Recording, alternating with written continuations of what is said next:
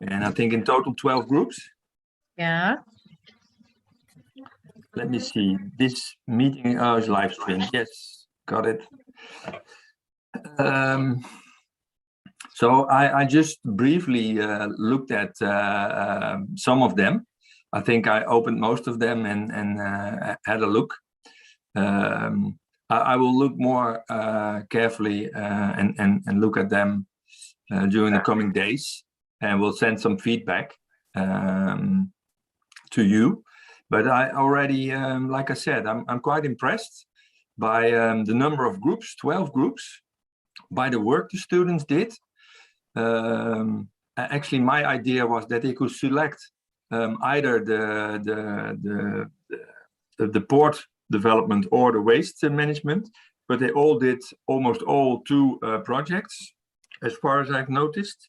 So I think that's nice, because then they can, these are 2 completely different ideas or activities or plans, whatever you like to call it. And because of the difference, they also have different impacts, and therefore it might be interesting.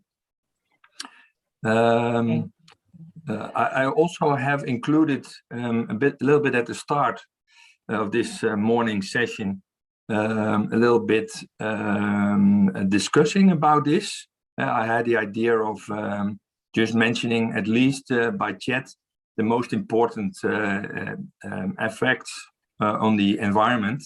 Okay. And I already read in some of them that they had very nice and interesting thoughts. The good thoughts also, good understanding. And the same for the social and more maybe also economic effects or alternatives. But let me just start by sharing the screen and sharing my presentation. Professor Hans, can you continue your lecture, and I maybe for 20 minutes I left the Zoom for doing something. Is that okay? Of course. Only for 20 or 30 minutes. No, and it's fine with me, Fancy. Thank you, Kuliah. I'm glad you leave us alone and trust me for. Okay, it's so then. Oke, semuanya nanti Ibu, kalian lanjut dengan Prof. Hans Hassel. Ibu izin untuk beberapa menit ke depan karena ada sesuatu yang harus Ibu lakukan. Nanti Ibu kembali lagi. Tapi ada live di YouTube, jadi Ibu bisa nonton kembali. Oke, Profesor. Siap, Bu. I'll leave you for a couple minutes, some minutes. Yeah, hope to see you again this morning or this afternoon for you. Okay, see you. Okay. Oh, sorry, Fancy. Yes. I'm not able to share my screen, so you should do something with. Okay. You can share now. Yeah, thank you.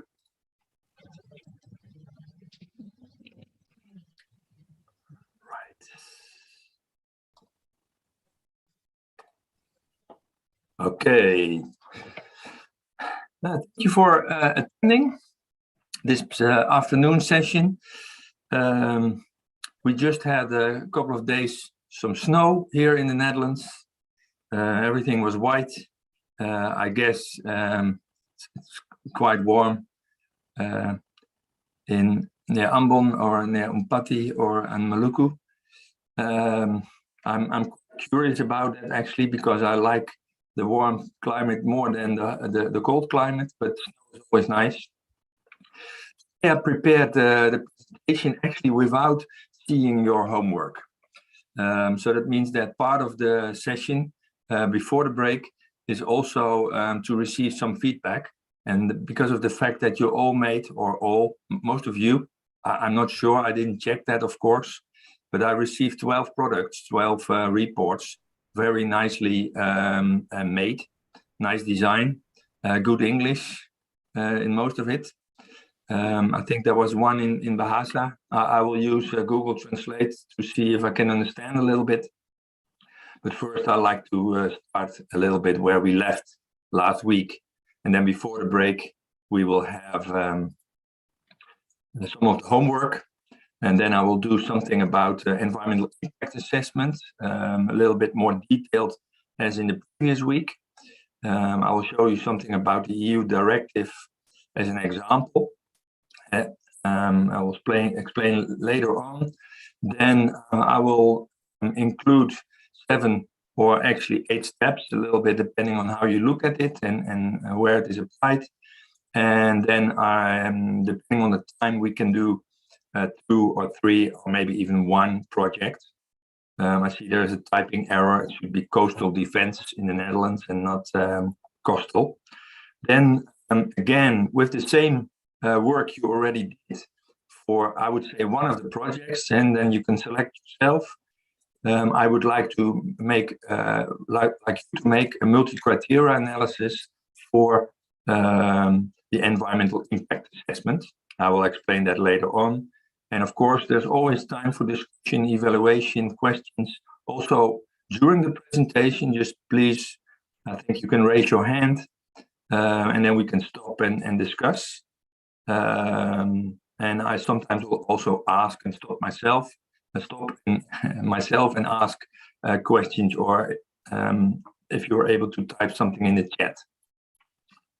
Maybe look back a little bit on what we did last week briefly. We get to know each other a little bit better, also because of the questionnaire. I made a comparison between Indonesia and the Netherlands to have a good, better view on the references, the context that we both live in. Indonesia, a huge country. In most of the reports, I also read something about a marine country. I think that is also correct. Indonesia has, of course, lots of sea, and many people are depending on the marine environment. So therefore, also considering the impacts is very important. I briefly discussed something about sustainable development goals as an umbrella for development, worldwide development, but of course applied differently in different countries and different places around the world.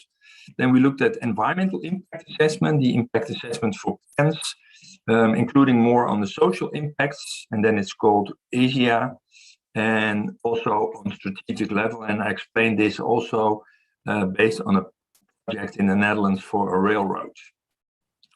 So these were the pictures that we took. Last week I had here a typing error. I put a comma somewhere in the Dutch average income. And then you can see, if you compare that, Indonesia is a huge country with a large population, a large gross national product. The Netherlands is just a small country, but still densely populated compared to Indonesia and many parts of the world, and also quite rich, I would say, in capital, but not very rich in ecological places, and also not very climate friendly, because we emit lots of carbon dioxide, and that should be stopped, or that what we called, we're in a transition towards a more renewable economy. Now, briefly, what was EIA? A law-based instrument, a policy instrument to help decision making. It's also a research report because lots of research is required, and it's also a methodology, a systematical approach towards making decisions for usually government and society. Now, what are the characteristics? The main characteristic is that it is something that is used for prevention of adverse effects on communities and ecosystems and the environment in general. Broad expertise is needed, so therefore EIAs actually are hardly ever done individually. You lack the expertise on all different fields.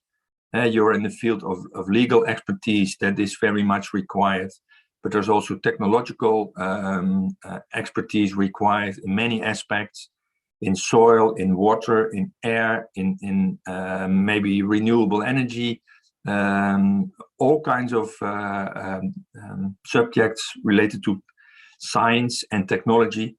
And communication is also very important because... komunikasi sangatlah penting. Sorry? Suara sebentar lalu yang kayak bagaimana?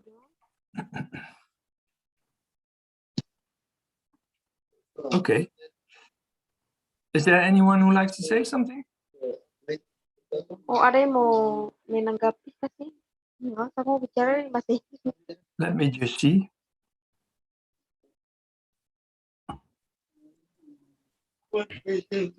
Sir, sorry, sir. That's my friend. Can you just mute her?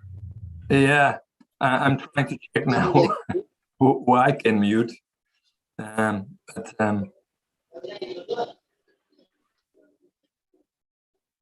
Okay, I just ignore it or try to ignore it and to continue. Some more characteristics of the EIA is that it's important that there is public participation, and therefore communication is also essential. And that's also, you might have experienced a little bit about that or read something about it, perhaps, or discussed it, maybe also in classes. That's not an easy process. There are many ways you can do it incorrect, and every time it is different. Very interesting part of the process for environmental impact assessment, but I think for decision making in general. We also discussed a little bit briefly what is the difference, like levels for environmental impact assessment. Decision making on small projects. Small can be still huge, but still, I would say one thing: a dam, a motorway, power plant. That is called EIA, and more strategic level decision making on plans, programs, policies, etc. is called CIA.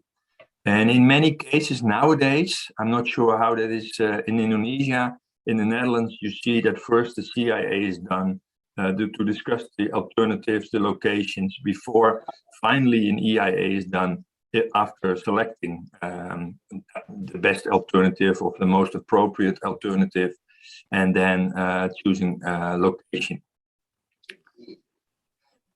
So again, briefly summarized, why would you do something? Is a CIA? What should we do? A CIA, where should we do it? A CIA, and how should we do it? That's the EIA. And so there are different levels, and in many cases, strategic environmental assessment is done. If we include more social aspects, we call it ECIA. This is also a picture from last week, in which I tried to explain that actually environmental impact assessment or strategic impact assessments, are important to find a balance between development, what we need as society,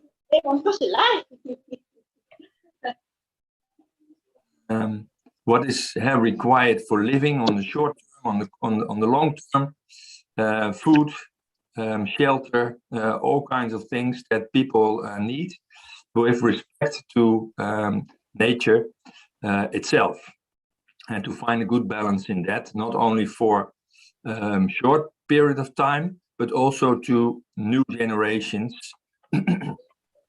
There is one society that is very famous. It's an indigenous American society that makes decisions based on 7 generations. You might have read about it or heard about it, but every decision, one of the important rules in decision making for them is that until 7 generations after ours, the decision should still be good. And so I'm not sure if you have any children or younger brothers and sisters, or maybe nieces and nephews, if you consider a lot about their future. I think many people, as far as people are born, start also worrying about future generations. But if you really take 7 generations after you into consideration, then you have a very long perspective. Interesting phenomenon. And it's about the balance. And this is another way of presenting this balance. It's Sustainable Development Principle. And I also explained to you a little bit that I, as a company, H2 Knowledge Transfer, are very much committed to contribute to the sustainable development. And that's also why I like to do presentations like this.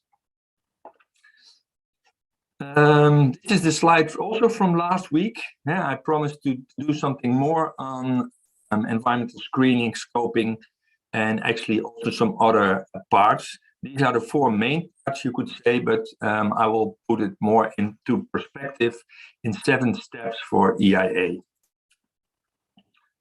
Let me look a little bit at the homework.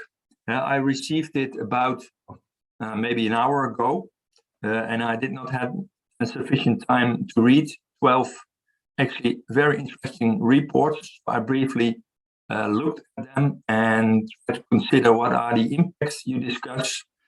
Again, for those who were a little bit late, maybe I was impressed by the quality, by the nice design, by the way you explain it quite well in English. Especially I was also impressed by the fact that you did both cases.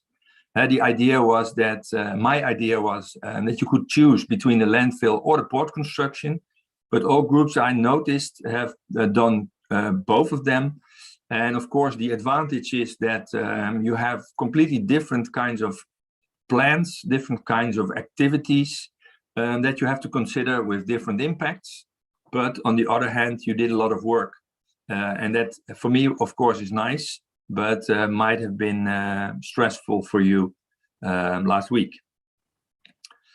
So this was the assignment for homework, and this was more explanation on it. And this was also the Word file in which I asked you to do some things. So I'd like to start actually with the project on landfill. Is there anyone who likes to type in the chat one of the alternatives they discussed and put in the paper that you sent to Miss Fancy and that she sent to me this morning? And so you only have to remember what you discussed last week and put in the paper. Or maybe if you had a group discussion, you can now also individually add things that were not agreed upon by the group.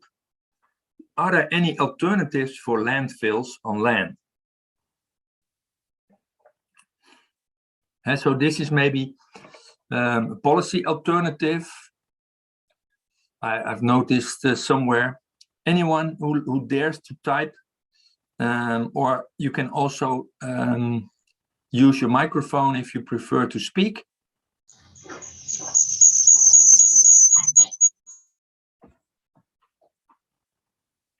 I hear a microphone, but I don't hear anyone talking. Is there anyone? Or is the question too difficult?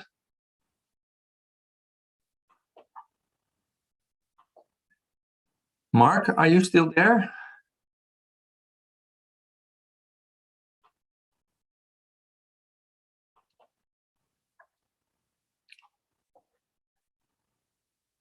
Or are you all still typing in the chat? No, you don't. Is my question too difficult? Are you not really sure about what I ask?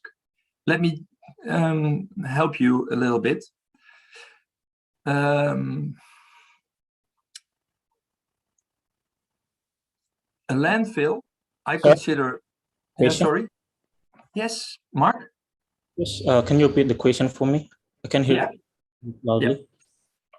Yeah. I wonder if you had a discussion in your group about alternatives for landfills.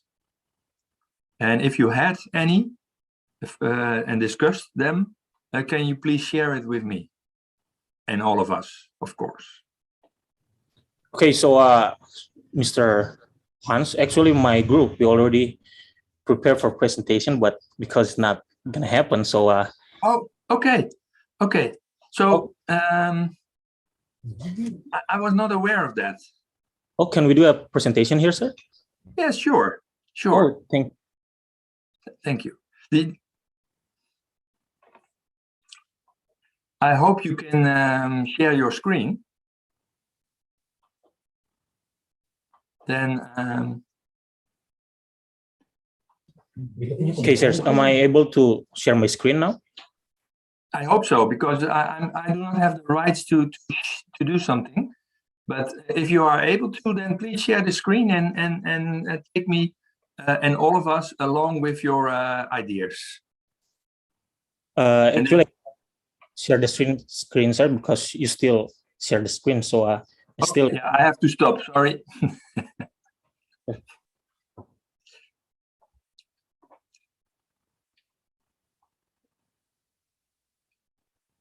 Wow.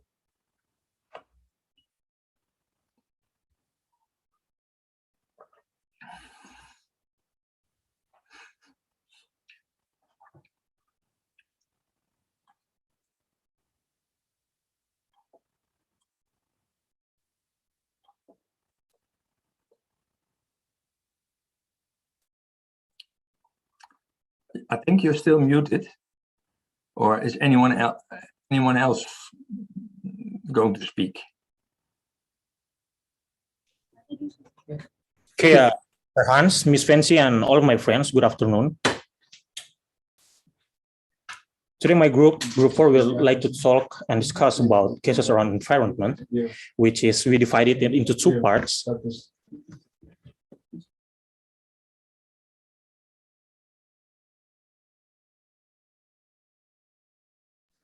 Okay, we divided this presentation into 2 parts. The first part is the landfill on an island, and the second one is about port construction for tourism on an island. Okay, without any further ado, for my friends Adele, she will explain further about landfill on an island. Adele, time is yours.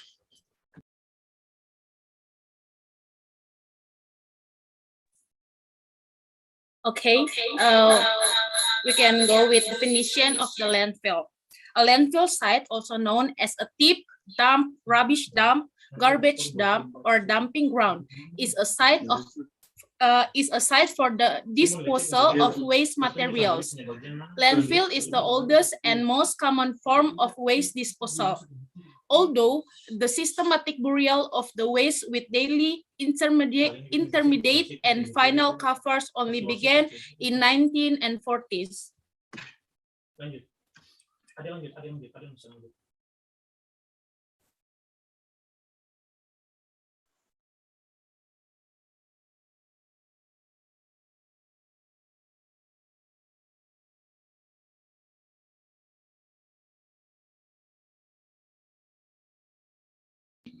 There's a big connection problem here, sir, so please wait.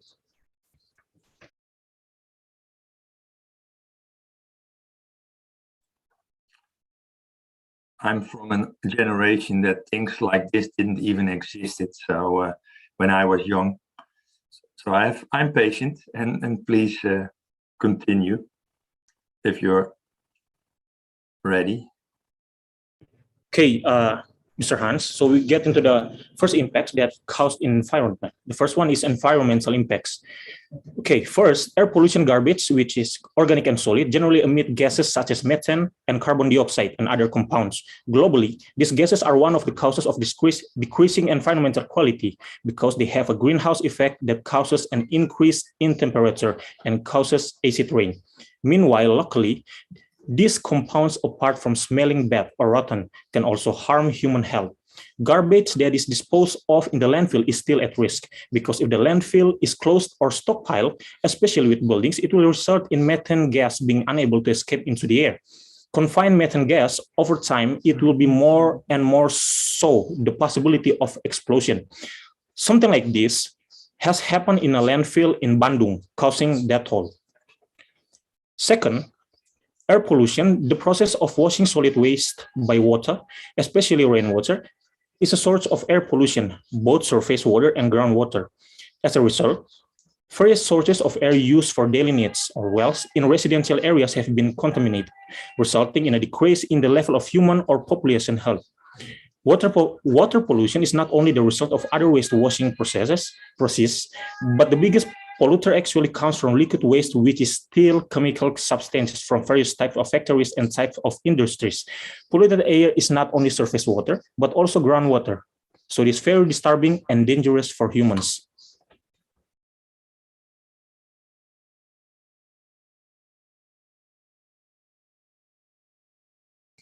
Okay, the third one is still negative impacts.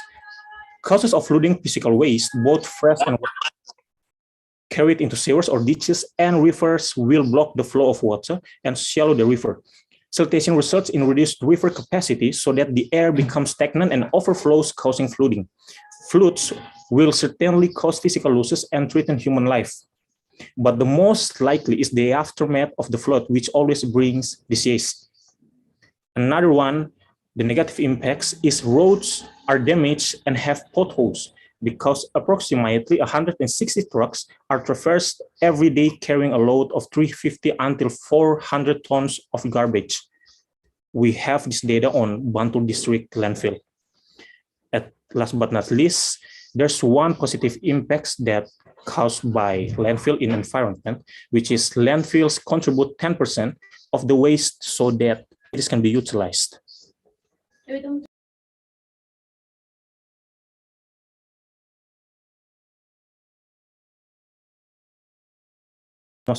Okay, the next one is the social impact that caused by the landfill. Elko, please. Thank you, Gilbert. Garbage is a source of disease, either directly or indirectly. Garbage is directly a breeding ground for various parasites, bacteria, and pathogens. While indirectly, garbage is a rest of various factors disease carries, such as rats, cockroach, flies, and mosquitoes. Rotting garbage, as well as cans, bottles, plastics, is a hotbed of pathogens and disease factors, from malaria, elephantiasis, and dengue fever. This disease is a threat to humans, which can cause death. Resident of Air Sebakul in Bengkulu, where the TPA is located, expressed concern about the increasing number of flies near residential areas due to the proximity of the location to residential area.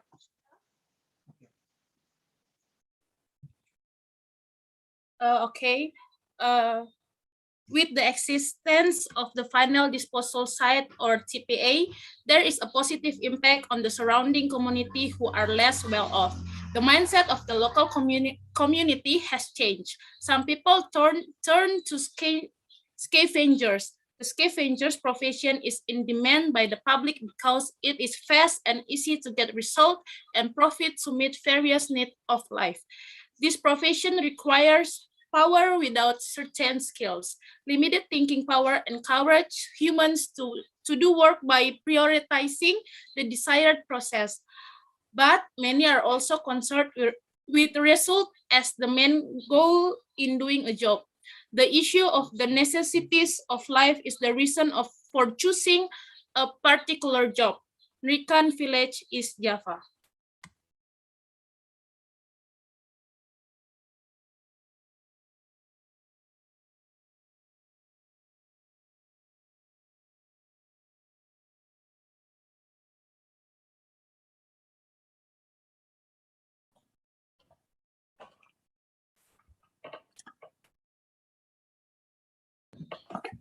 Mr. Hans and friends, now we are get into the main issues about landfill in Ambon part. Okay, garbage is a national problem in Indonesia.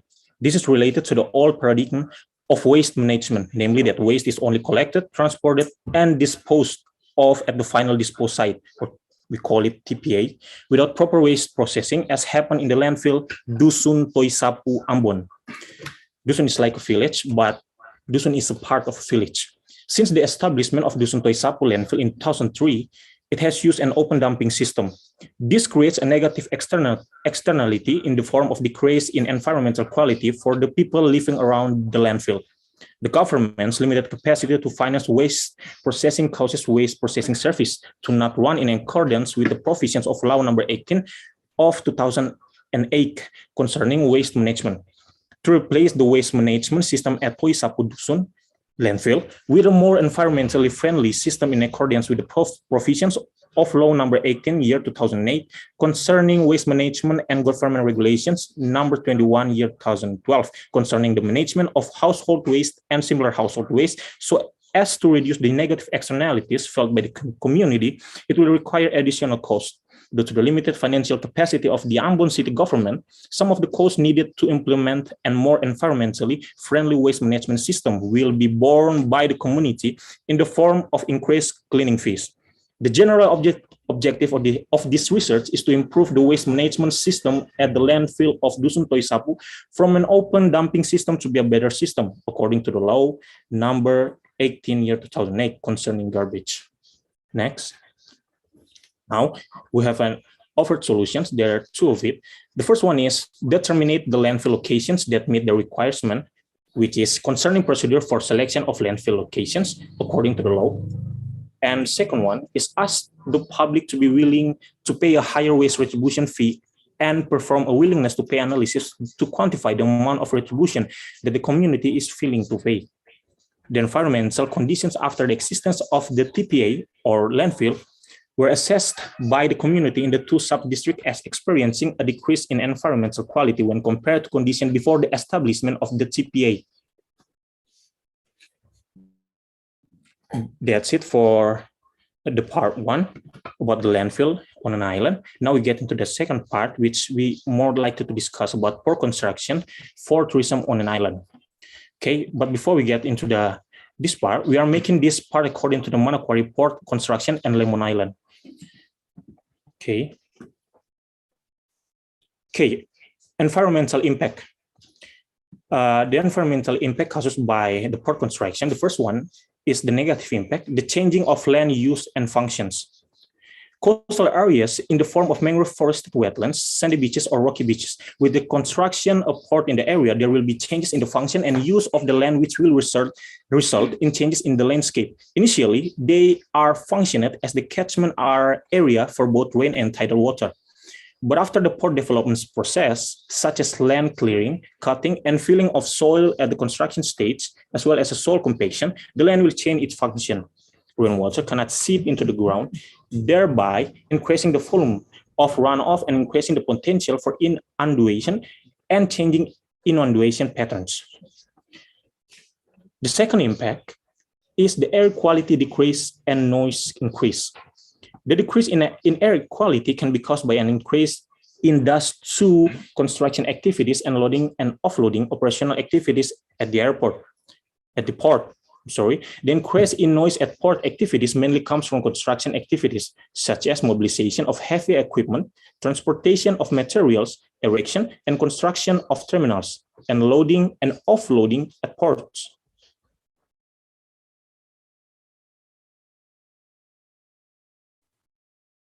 The third, decrease in seawater quality and surface water quality.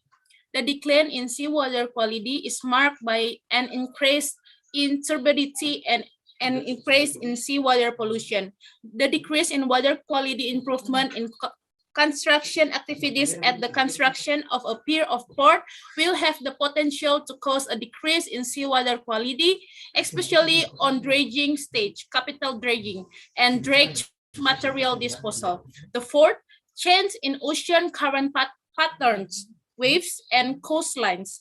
The construction of a pier or port and its facility will affect change in bathymetry, patterns of ocean currents and waves, and simultaneously result in derivative impacts, namely change in sedimentation patterns, and can lead to abrasion and accretion, change in shoreline. If part of the harbor structure protrudes towards the sea, Then there may be erosion of the surrounding coastline due to disrupt longshore sediment transport.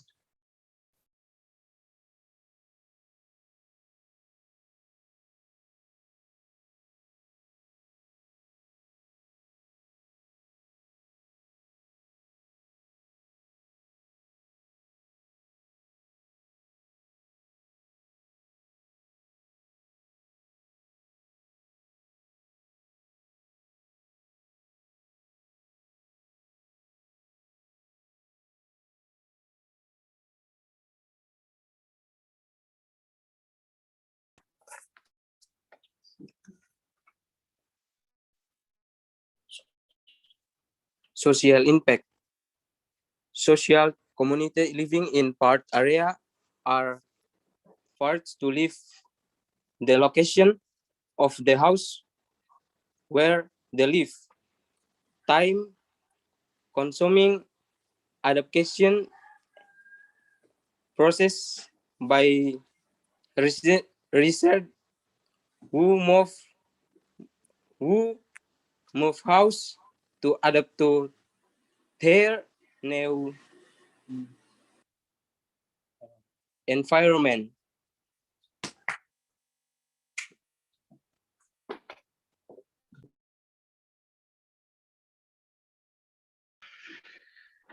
Economic impact, increasing income for the city and also opening up job opportunity.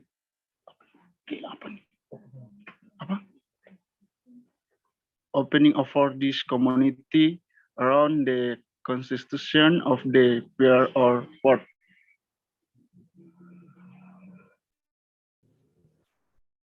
Okay, now the main issue of port construction. The coastal area is an area that is unstable and easy to change because it is a place where land and sea meet, where the meeting line is called the coastline. From this coastline, we can determine the administrative boundaries of an area. From here, it can be ascertained the importance of the role of the coastline. While the coastline itself is very volatile, so there needs to be regular research on the coastline boundary. The coastal area of Manokwari City and Lemon Island is one of the coastal areas that needs to be studied regarding the coastline and land cover, because the coastal area itself is widely used for industry, tourism, and development, so that it can trigger changes in the coastline and land cover in the area.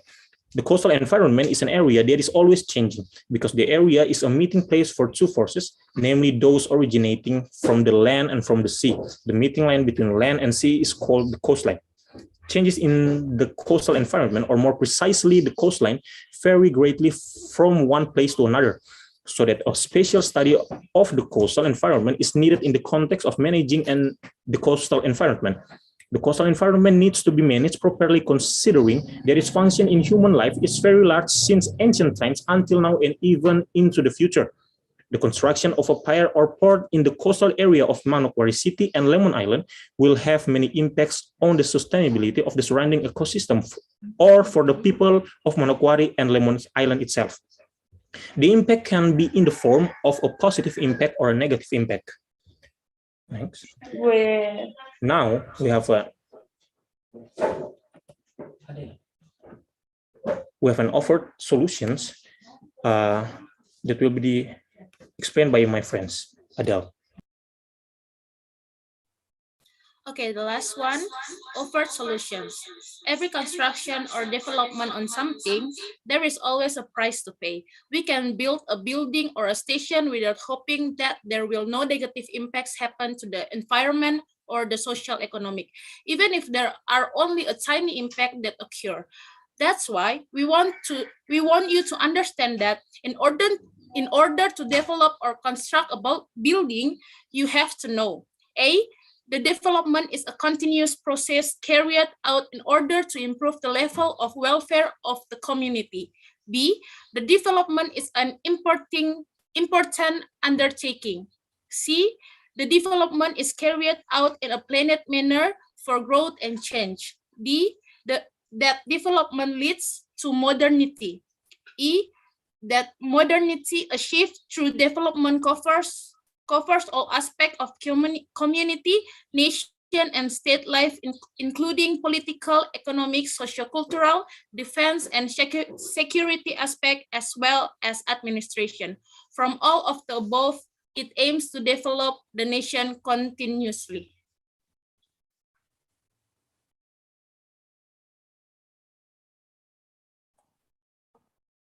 Thank you. Wonderful. I'm again impressed. I'm not sure if all groups have made a presentation, but yeah, because we only have 2 hours, and I think you also like to hear a little bit more on environmental impact assessment. We're not able to discuss all presentations or present even all presentations, but let's start with some discussion about this. Thank you, Gilbert, Adele, Simon, Elko, and Sanderwick. I'm also very grateful, that you did it as a group. Some of you are more fluent in English than others, and that's not a problem at all. I also appreciate the part of contribution from Sanderwick. Very good that you took this opportunity to practice a little bit with English, and very nice. A group effort. Maybe first a question in general to the 5 of you. Was it difficult to obtain information on these 2 projects? Because you have included also quite some sources, and I appreciate that. Actually, I would recommend that to do, but you also showed it clearly. There is some history on landfills, some personal opinion about how it should continue. This personal opinion probably was based on the findings. So was it difficult to find information on the 2 projects? Okay, sir, thank you. Difficult on finding this information is just we have to read a lot of journal. It's like reading 10 or more journal about landfill and port construction. Just really boring for us. Yeah, I'm sorry for that. Great, sir. Thank you.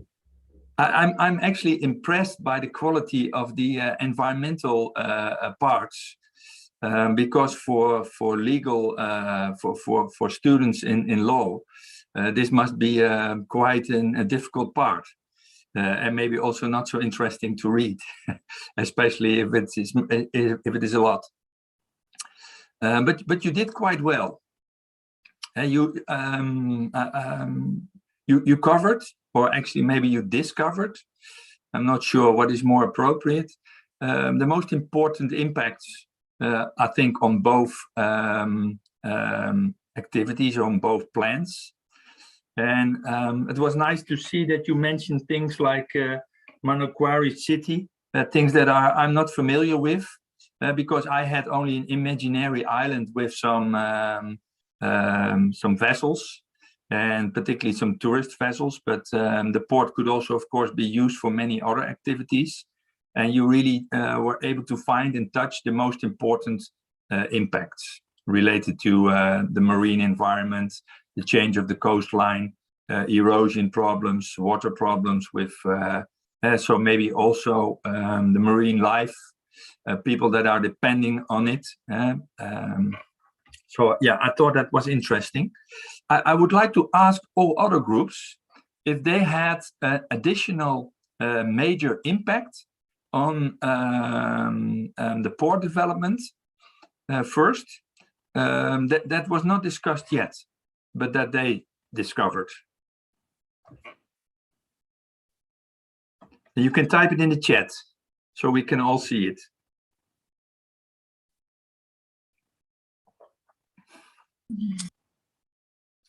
Or you can use your microphone if you like to. Any other major, and so maybe if you remember my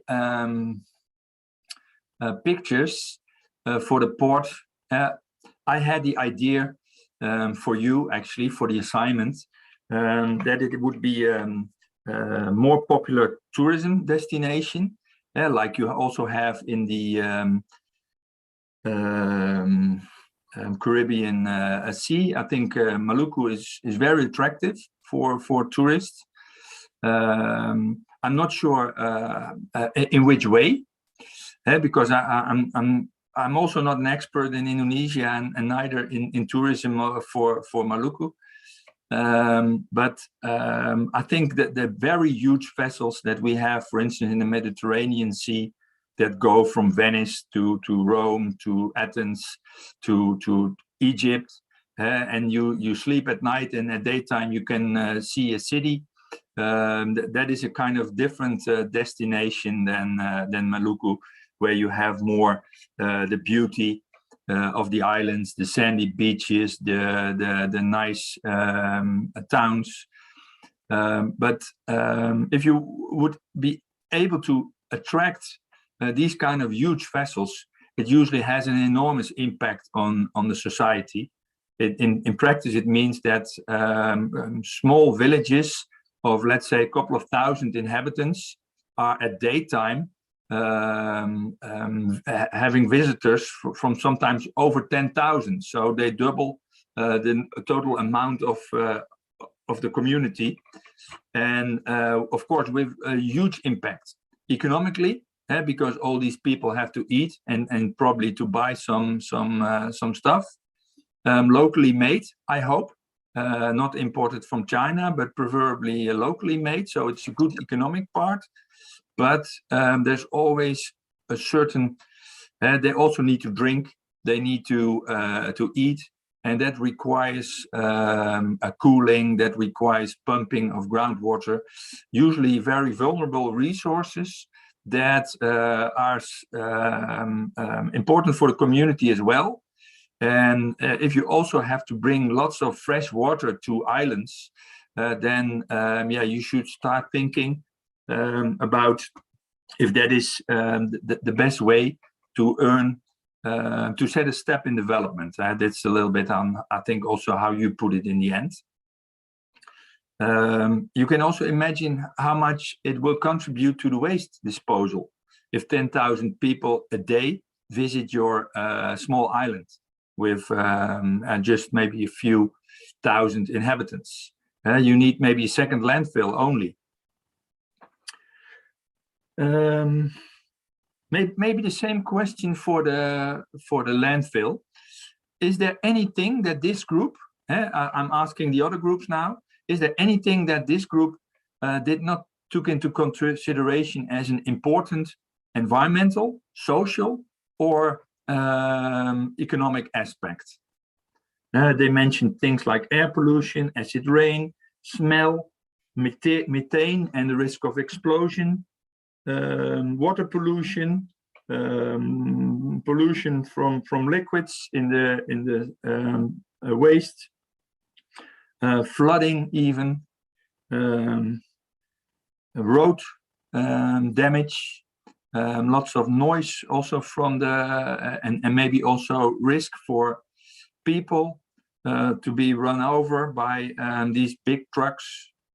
And it's not only the smell, maybe not only the bad roads, not only the noise, but it has an impact on people's social life. If you live in a tiny village somewhere in the rural area, quite on the road to the land disposal, the waste disposal site, and you have trucks 500 a day, then you have a completely different living environment.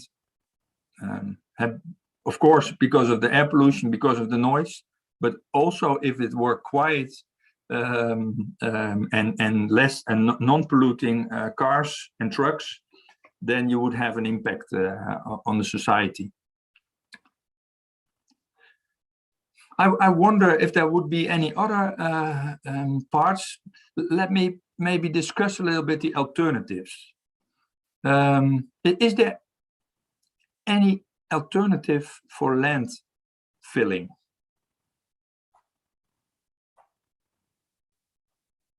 Still any ideas for that? Maybe a question is, I think this group, I'm not sure if it was Adele or Mark, or sorry, Gilbert, mentioned something about that the first landfills in Indonesia were constructed in 1940.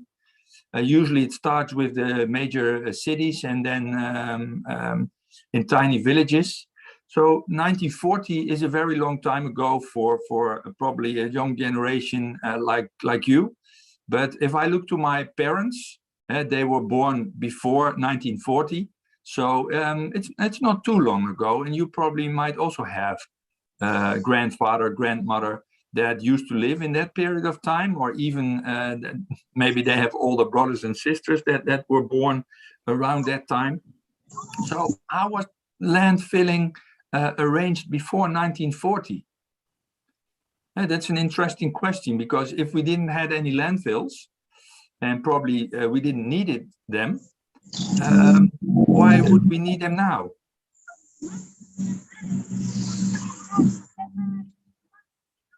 Angelins? Okay. Or Veersal? Would you like to say something?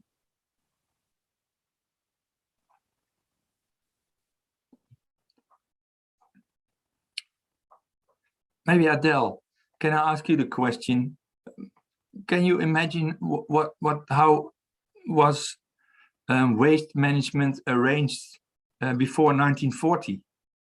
And I say 1940 because it was in your presentation, but I could also say, how was it arranged in 1960 or 1970? I can imagine at the time the amount of the garbage is not as big as now, sir. Yeah, you're right. So I'm not saying that this is an easy solution, but I'm not sure if you ever heard about circular economy, but at the moment we live in a linear economy. We have, let's say, mining, for instance, for iron. We make something out of iron. It is transported all around the world almost. Then we make something from iron, like a can or a spoon. Yeah, this spoon maybe can function for 20 years, but then it is put at the waste construction site or at the waste disposal, and then end up somewhere. But the spoons from iron can easily be removed with magnets and be recycled. And then we can make a car out of it. And nowadays cars are not made from iron that much, more from plastic. But that would be easy. But we also have all kinds of other, I'm trying to find a word, like plastics, materials, sorry. And we could recycle them too. So in the past, let's say before 1940, we had more agriculture and less imported products. So we were more recycling everything. Maybe I remember that the first time when I was in Indonesia and I bought a lunch, something like nasi goreng, then it was served in a banana leaf. And banana leaves you can throw at a waste disposal site. And if you do many at the same time, you have to be able to manage it as well. But in a couple of months, maybe years, and this banana leaf is completely disappeared and returns to nature. And nowadays we have often foam boxes that end up at a landfill. And so we should consider at least alternatives. A simple alternatives instead of landfilling is incineration, burning of the material, but it also has all kinds of reverse effects, except that the volume is much smaller and we can use some of the heat, for instance. That's also the difference between a country with a more warmer climate. In the Netherlands, we have freezing temperatures nowadays, So then it's nice if you produce heat from waste, that you can at least use the heat. But it's not a good alternative. We should, in the end, go to a circular economy.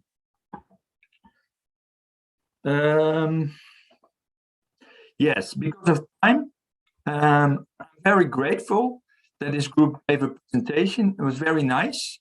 I will, like I said, promised at the start, I will look at all your work and send some feedback in the coming week. And in the end of this session, I would like to explain something more on the homework for next week. But it's not as much as it was last week. Is there anyone else who likes to say something about the presentation, things they have missed, perhaps? Because I'm quite impressed by the work.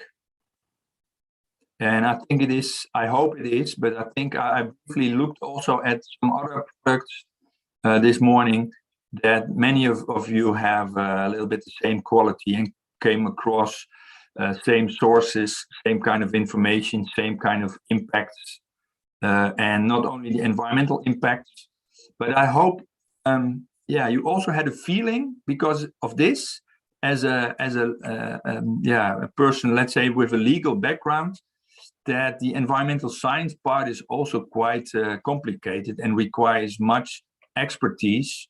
And yeah, the nice thing of environmental impact assessment, as I mentioned before, is that it is group work.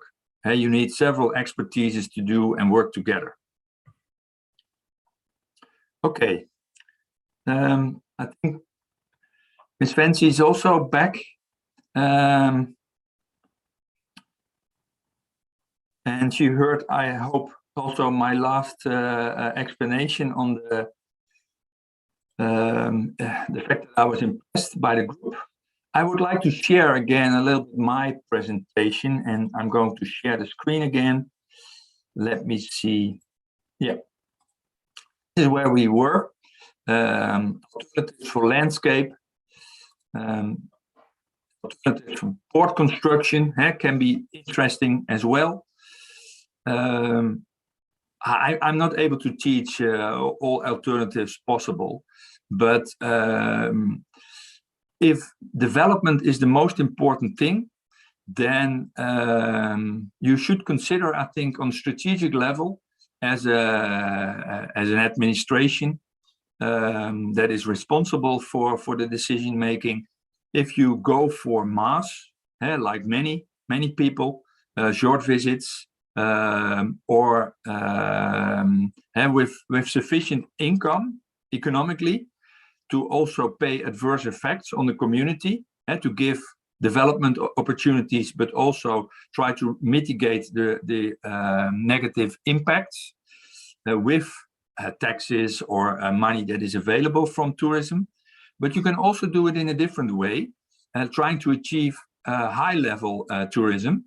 So that means not so many people, but lots of spending.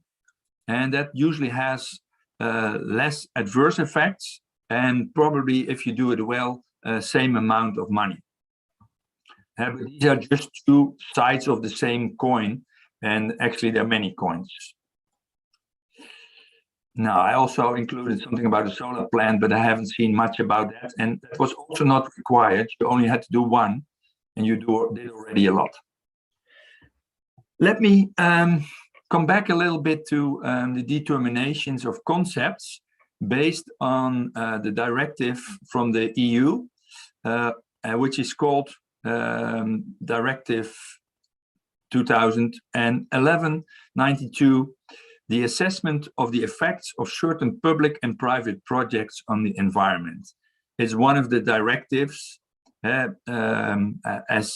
people in law, you know that sometimes there is a directive, and in a couple of months or years, there will be amendments, there will be other changes. So this is a continuous development of regulations and laws. So I had to start somewhere, and I started maybe not at the best place, but in 2011 with some determinations of concepts. And one of the first amendments was already in April 2014. And you have access to this information. I've included the link in the presentation, and if I'm able to send it this time as a PowerPoint, you also have access to that, and otherwise you can share the information. But I suppose you have Google, and if you type in Google European Union Directive to 2011-92, then you have in all languages from the European Union this directive. So that means in English, but if you're more fluent in French or Portuguese or whatever, of course, Bahasa Indonesia is not a European language, so that's not available probably, but I use the English, of course. Maybe the foundation of this law is based on some important things. It mentioned that it was based on previous regulation, but it's also based on the precautionary principle. And this is usually also a basic difference between American, US legislation and European legislation, because you can look from different point of views. And I'm not sure if you're aware of the precautionary principle and actually what it means, but I think it is basic for understanding laws like this. You can look at the opportunity. In the US, it is often the case that if something is not illegal, then everything is possible. And that means that you can look at the opportunities.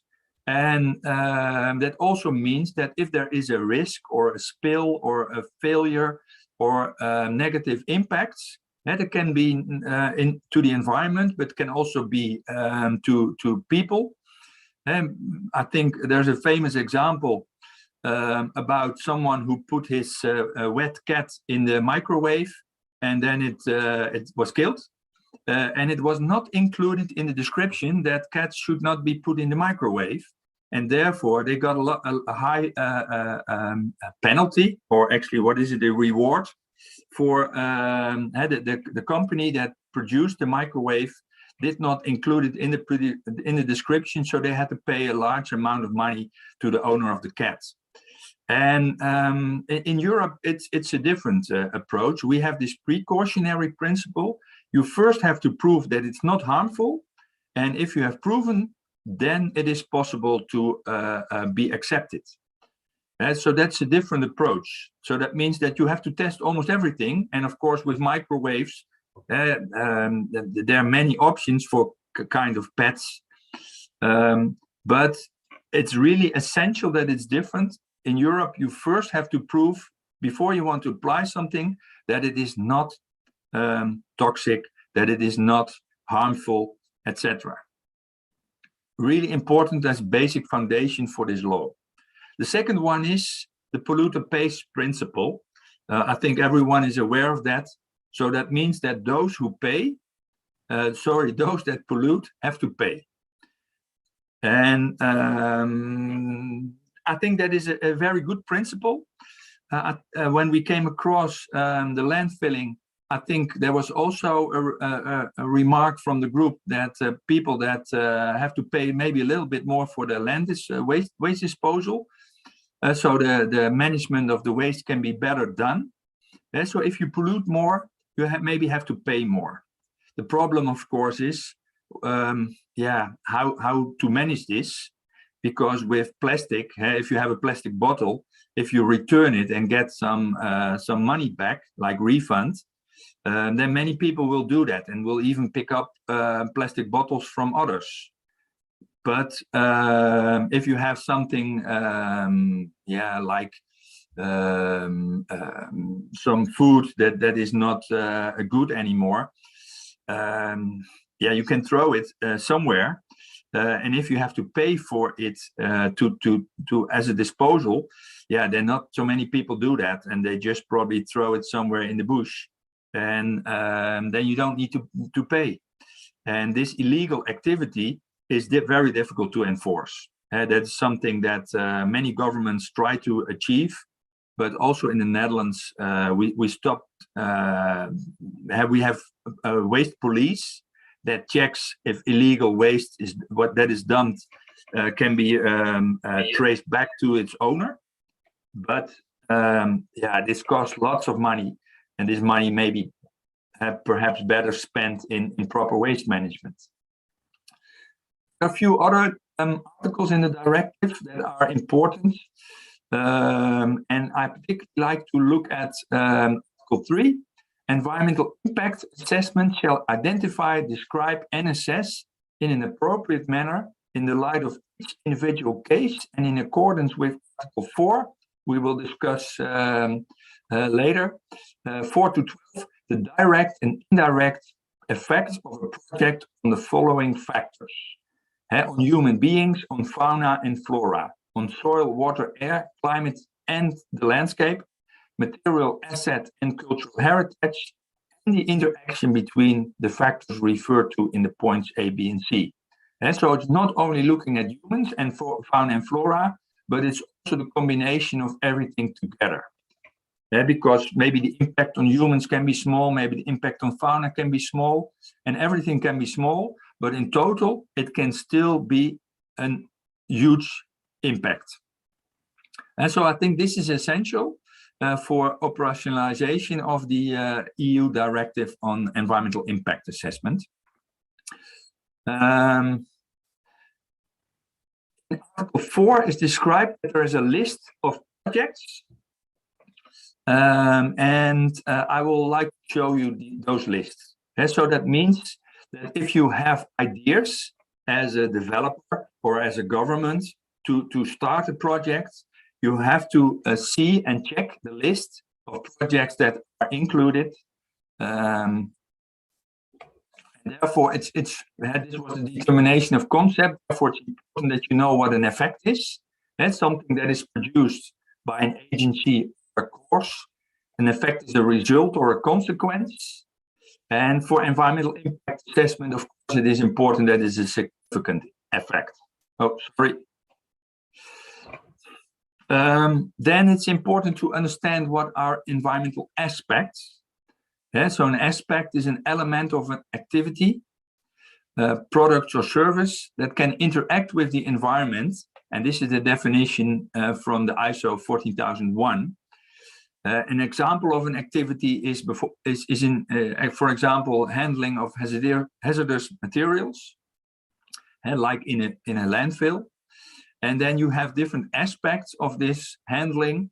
It can be a potential hazard for spillage. If you drop it on the floor, it can go into the soil and pollute the drinking water reservoir, where many people in the village are depending from.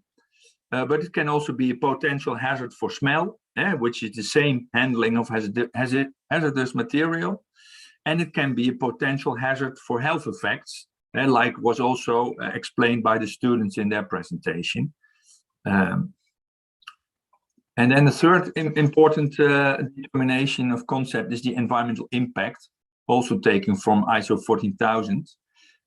Any change to the environment, whether adverse or beneficial, wholly or partially, resulting from activities, products, or services.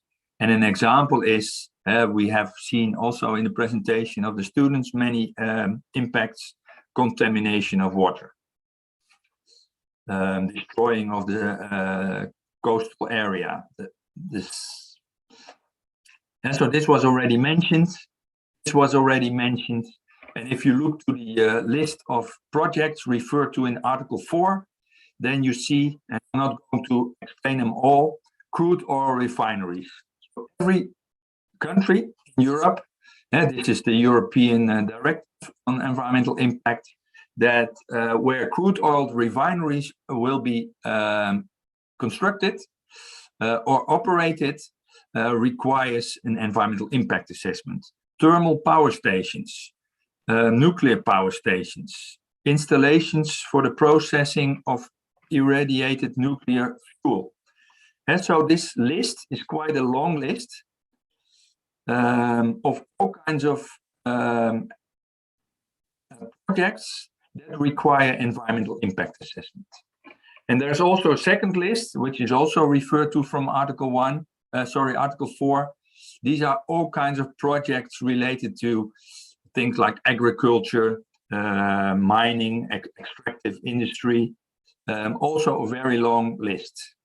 Energy industry, all kinds of projects, including tourism and leisure.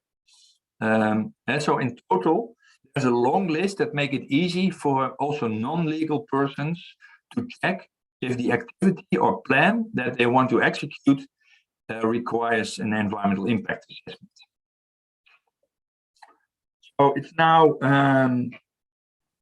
9:20 in the Netherlands, so it probably is 6:20 in Indonesia. I just need something to drink, like for 2 minutes, and then I continue in 17:22. I just need something to drink. Enjoy the break. This is not the cake that I have at the moment, but it was a present from some time ago. See you in 2 minutes.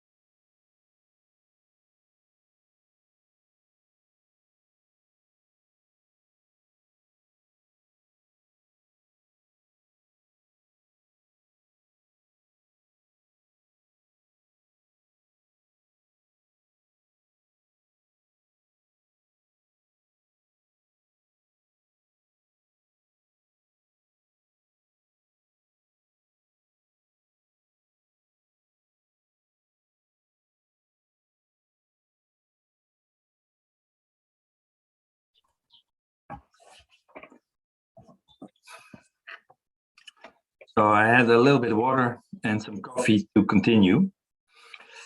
I'm not sure if you try to find the EU directive, but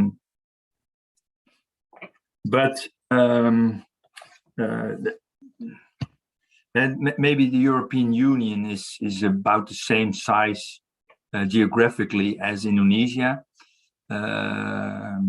but different countries, different cultures. I think just like in Indonesia, there's a big difference between communities in Eastern Indonesia or in Western Indonesia, North and South, maybe even between islands, there's a huge difference. So there is also this difference in Europe, and that is all European Union countries are required, of course, to implement the EU directives, but they can all do that in their own way. And that means that there is a difference between Germany, France, the Netherlands. And of course, the decision making itself can also be different, but of course, the environmental impact doesn't really change. A landfill in France is not very different from a landfill in the Netherlands. Of course, there are always differences. That's also why I try to emphasize a little bit on the difference between Indonesia and the Netherlands as huge and small country. So how do we start then if there is any kind of plan? A small plan, otherwise it requires a strategic assessment, environmental assessment, but where do we start and what to do if we want to approach an environmental impact assessment for a certain activity?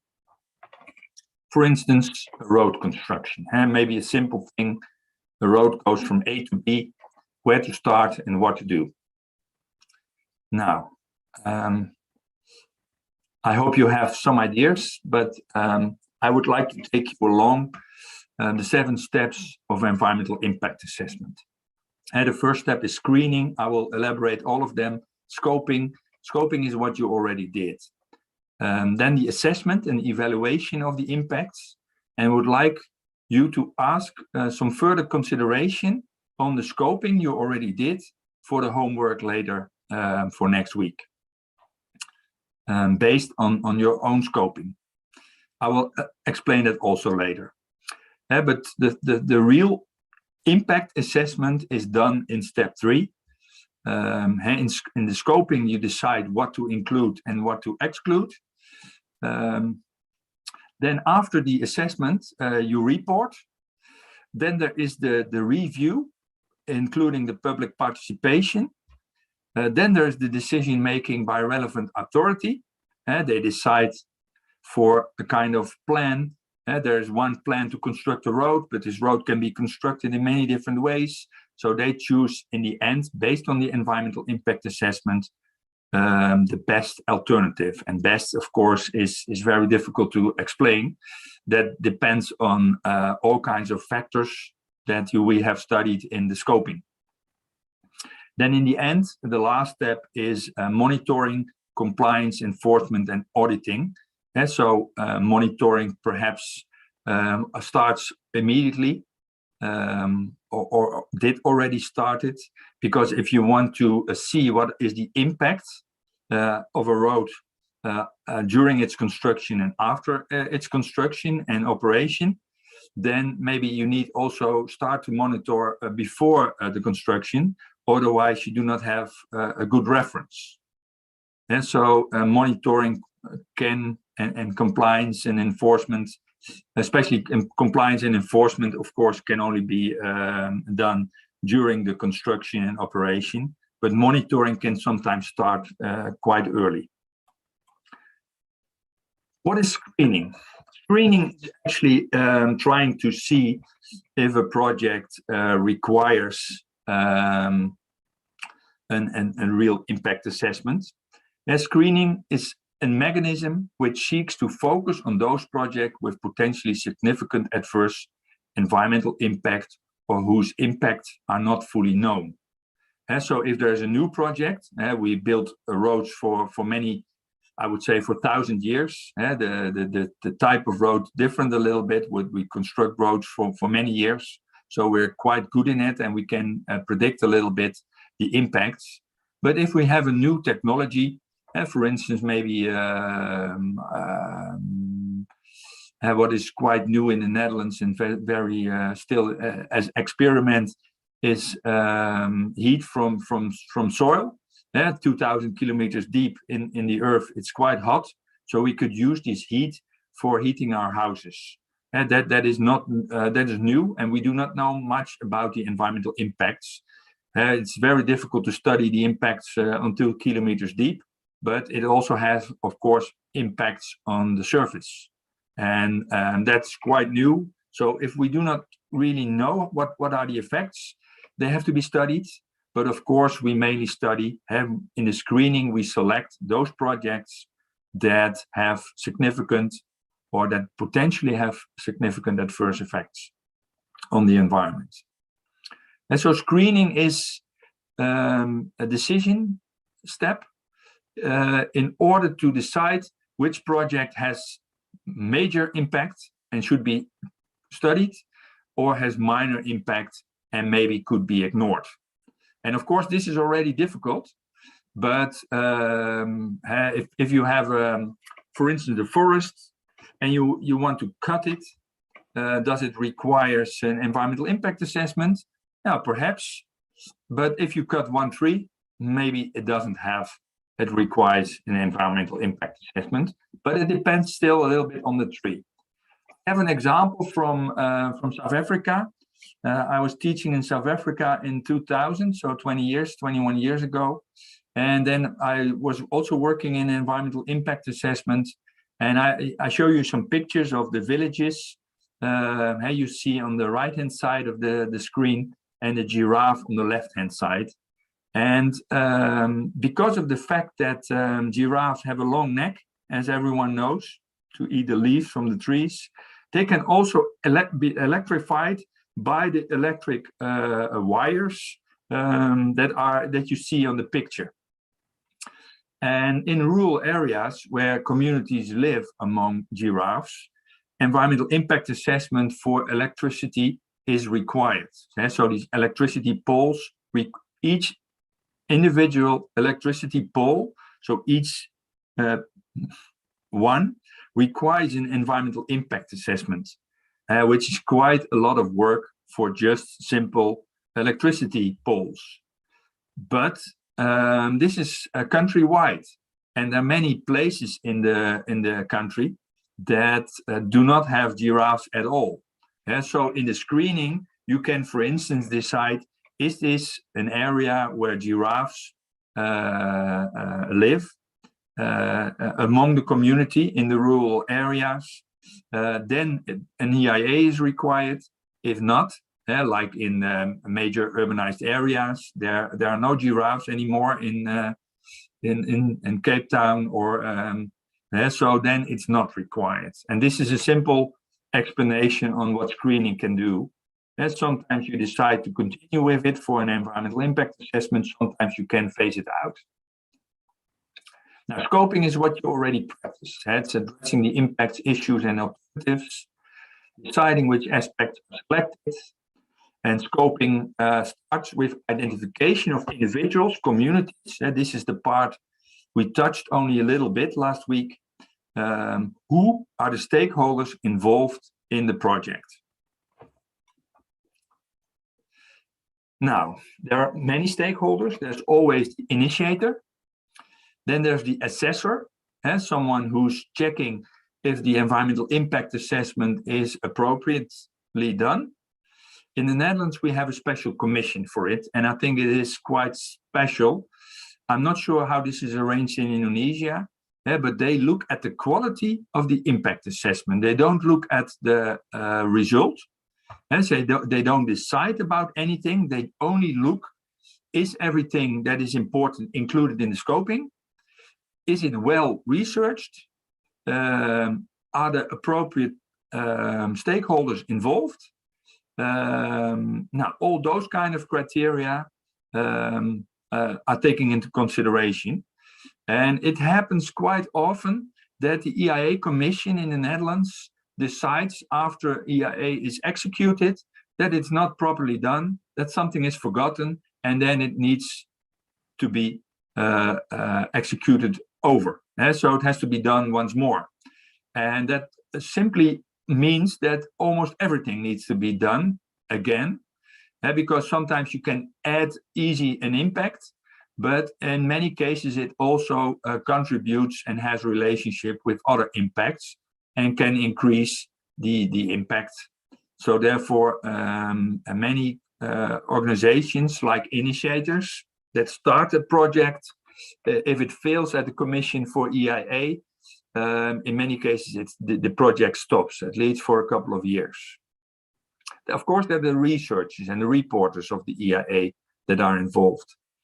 And like we said, like I said before, researchers are often environmental scientists and can really do significant research on the impacts of to be executed projects. This still is a little bit predicting the future. We have a decision maker, someone from administration and government, usually, that it makes a decision. We have the advisor. These are external people that can have experience in certain type of fields.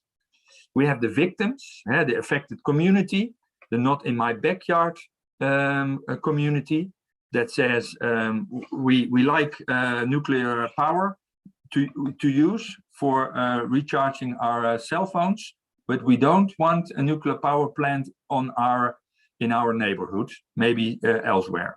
This is a very common, it's not only for nuclear power, it's also for wind turbines and other things. We have other stakeholders, usually interest groups. Sometimes if you have to destroy part of the landscape, there are interest groups preserving certain kind of indigenous species, like the hamster. So they don't have to be living in the area, but they have a special interest, for instance, preserving indigenous species, and that can be even on an international level. Usually these indigenous species are already protected by law. The bird directive we have in Europe, for instance, for protecting certain kinds of birds. And of course, there's the general public. So the community is directly affected is, of course, a stakeholder, but also on a large scale general public. And that depends very much on the importance of the project. If it is a small project, like a constructing of a small road, then the general public is usually not so much interested. Only the victims, the community, the affected community is interested. These people should all have been, these stakeholders should all be involved in the scoping and check if everything is included. Because if you forget a point of view from one of the stakeholders, then usually the Commission for Environmental Impact Assessment in the Netherlands will later on, after the execution of the environmental impact, says, someone is forgotten, you forgot the interest group A, or you forgot interest group B, and they are very important. They have significant importance, so therefore they should be included, and you have to do the work all over again. Now, the scoping process, I will go briefly through this, which effects, which aspects, and what kind of extent is research required. It's in many cases very difficult, and maybe you remember my example from the last week on the freight railroad. The effects that I mentioned, for instance, reduction of real estate value on houses next to the to be built railroad is of course obvious, and that could be compensated as a measure in the environmental impact assessment, or you can even relocate people, and if they are relocated to a better place, which is more nice for them, a bigger, for perhaps a new house, then it can even be a positive effect. But of course, many people do not want to be relocated, and they, especially people that are born and raised in a certain area, they like to stay on their property. So there has also psychological effects, and that's difficult. But for instance, the railroad could also have an effect on the milk caused by the physical well-being of milk cows along the route. If you have a railroad constructed in an agricultural area with milk cows, then there might be an effect on the milk as well, the quality of the milk. Now, that requires quite a lot of difficult research, but this is not an imaginary thing. The first railroad that was built in the Netherlands, this was more than 200 years ago. I think, no, not 200, 150 years ago, I think something like 80, 60. This question was raised. Does milk, can milk be affected by railroads, by steam engines, by smoke from the steam engines? Now, of course, nowadays we consider this a minor impact, and we haven't studied it much. But this is something that is, of course, included in the scoping, what to include and what to exclude if you decided to go for this environmental impact assessment. And so what activities do we include? What's the size? For instance, if you look at the inhabitants, how many people live 100 meters from the railroad or from the road? How many people live 200 meters? Do we include everyone within 200 meters or everyone within 5 kilometers from the area? And so these are all decisions that have to be made in the scoping process, and of course depend on the impact. And so noise can have impact on 5 kilometers, but probably the price of the house does not change a lot because the railroad is constructed 5 kilometers away. And so these things change and differ from impact to impact.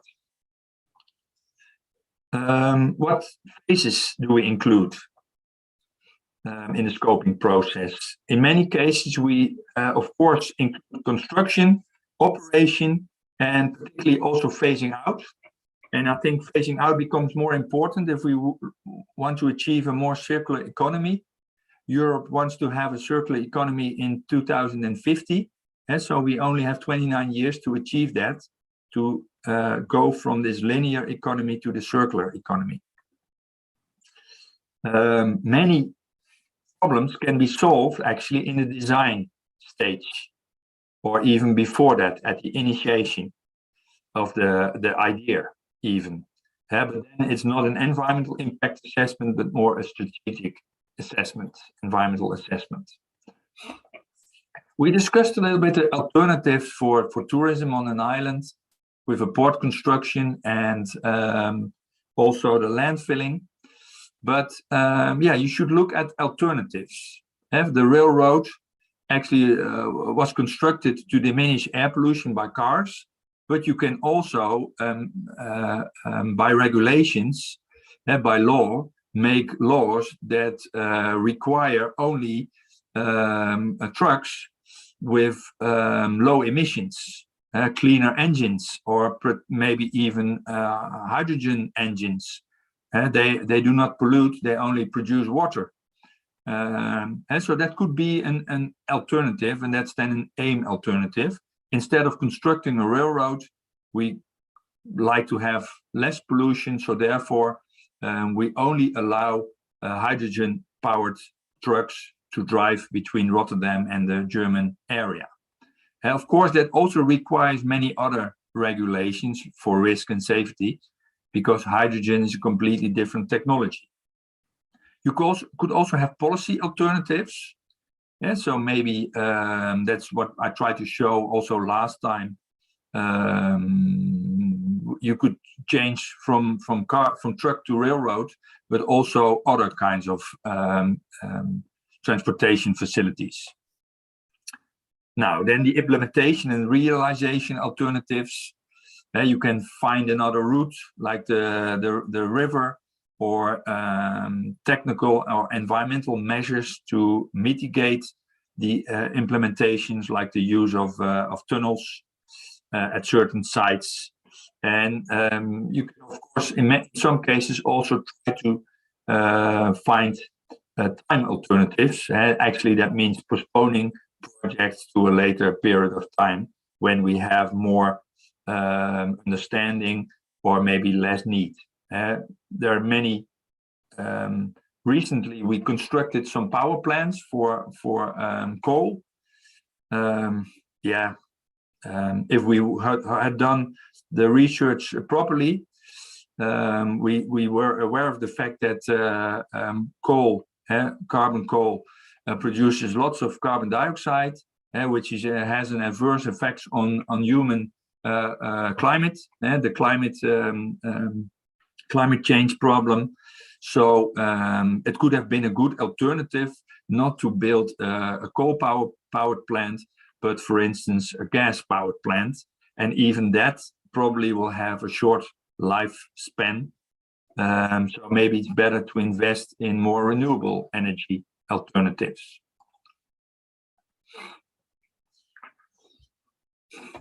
If you have a list from the scoping of all kinds of impacts, and you can make a plan, and usually the initiator comes with a plan, and it's easy to make a second plan because the second plan is usually the first plan with some additional measures.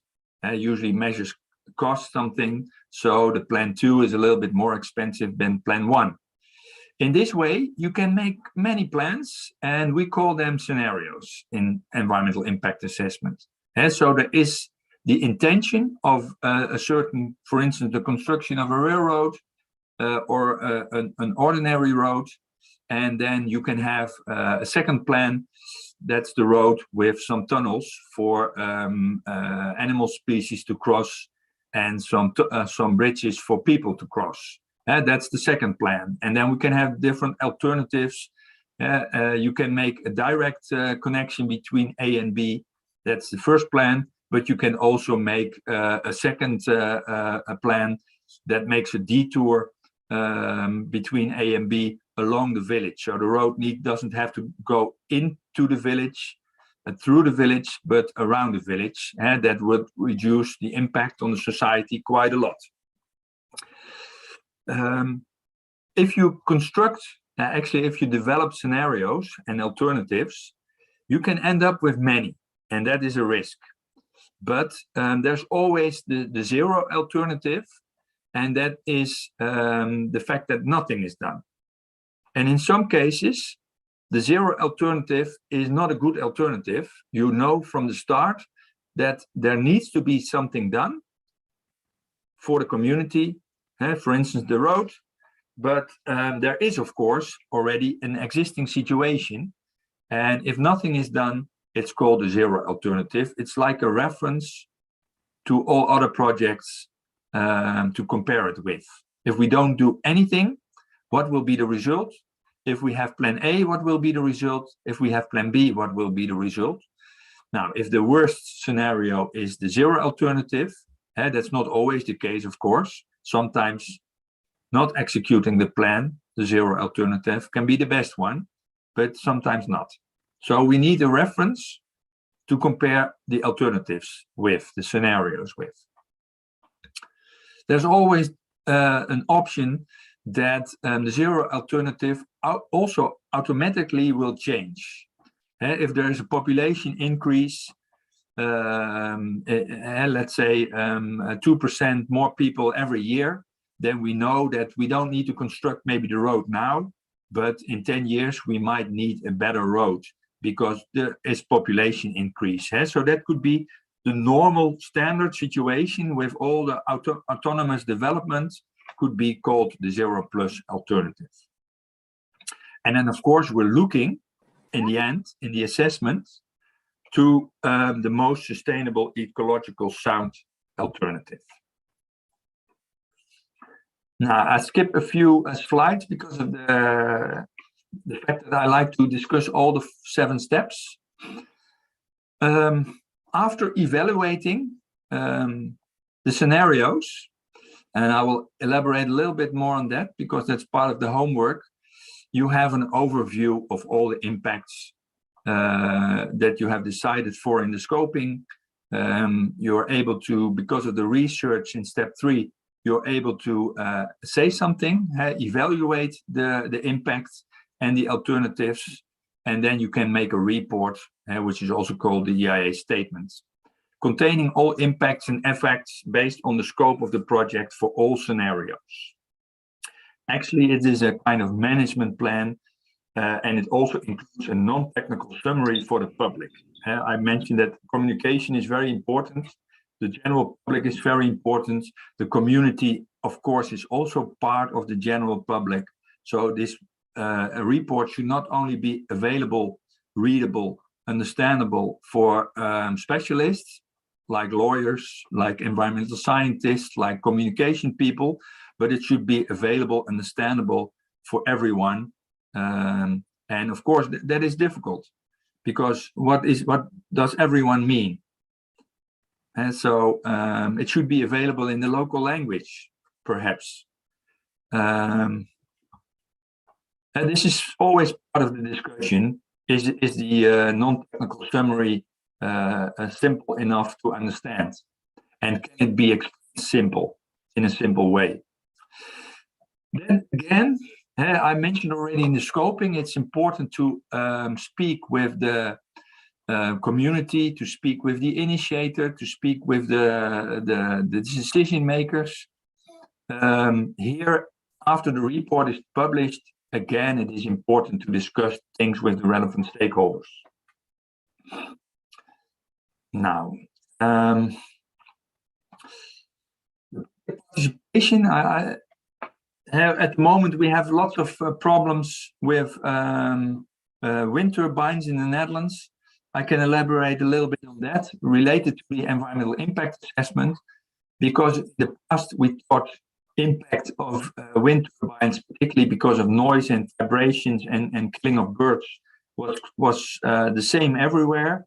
But recently it was shown that there are different effects depending on the difference of the turbine, and depending on the distance between the turbine and the community.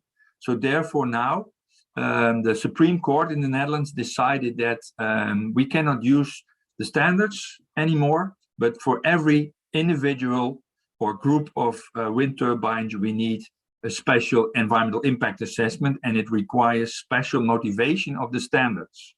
And so that means many new environmental impact projects and lots of studying again and research on the effects of wind turbines on communities, on people. Public participation requires early contact with society. If you publish the environmental impact report, and it's the first time that the society is becoming aware of the impacts and of the plans, then you're already losing.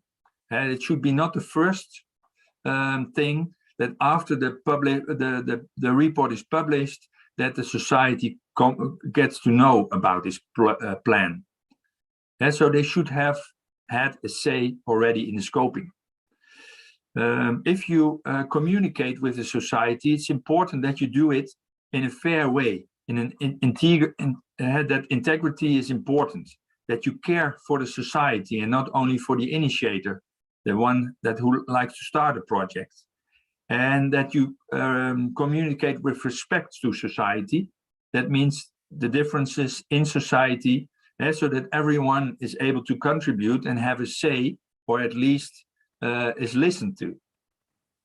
And so that means that it's not only sending information to the society, here's the report, and if you like to say something about it, you can come and write a letter or come at a meeting.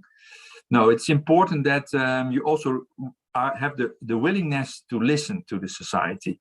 If they feel that you're only sending information and not listening to them, then public participation will never be a success.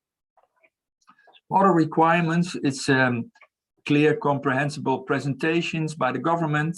They have to be independent, more or less, but in many cases they are also the initiator of projects. So that puts them in a strange position. It should be two ways, like I said, clarity of aim of the participation. So people have to understand what is the aim, and a determined attitude of the government. is also important, because if they hesitate to take decisions, that usually doesn't make the process for decision making more easy for them and for none of the people involved. And so there's 8 levels of participation. I lack a little bit of time to discuss this. This is actually more made for different kinds of, Ms. Einstein made it for a different purpose, but also this model is often used for participation. Now then, the 6-step decision-making by the relevant authority is done, based on the reports, based on the hearings of the community, on the participation, and in the end, in the Netherlands, there's this case that EIA Commission gives the opinion before the decision-making based on the scope, the quality of the scope, the quality of the research, the quality of the involvement of the participants, and so on. And so if the product of environmental impact assessment is properly done, if it has a high quality, and if not, then there is no need for decision making. First, the EIA needs to be executed over. Now, you have to be careful of conflicting roles. Like I already said, sometimes the government is the initiator, and if they're also the decision maker, that puts them in a strange position. In many cases, there's also a higher governmental level involved. But for many people, for communities, the government is the government, and you cannot trust them. So this role, conflict of roles, is very important. Now, then the decision is done. Then, of course, there's this usual step for the community if they want to go to court and do think the decision is not made properly. If they do not agree, then they can go to court and ask for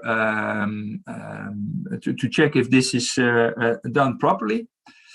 And then, of course, the court looks at the quality, and if the quality is done properly, usually they agree with the government that at least this decision making, including all steps, was done properly. And therefore, in the Netherlands, the EIA Commission plays an important role because they're only experts. They don't have a position. They only look at the quality. And this opinion is often taken very seriously in court. So if the independent authority for the EIA Commission says that it is done properly, then appealing to a decision usually doesn't make much sense.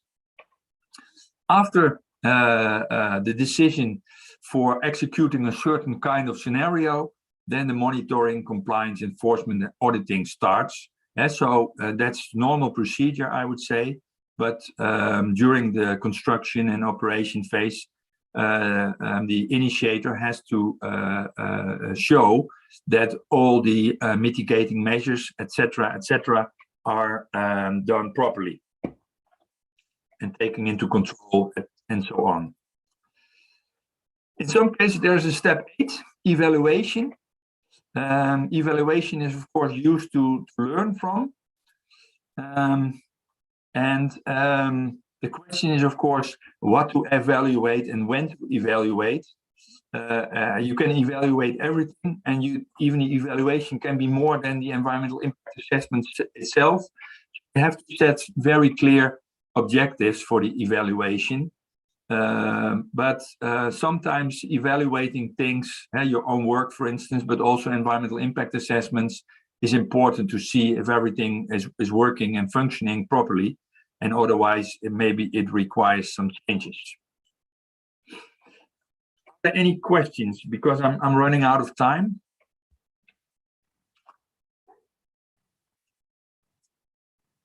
Free.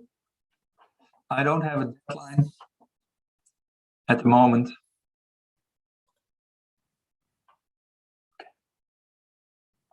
Is there anyone who likes to ask a question on the 7 steps? You can type, or you can unmute yourself if you like to ask a question.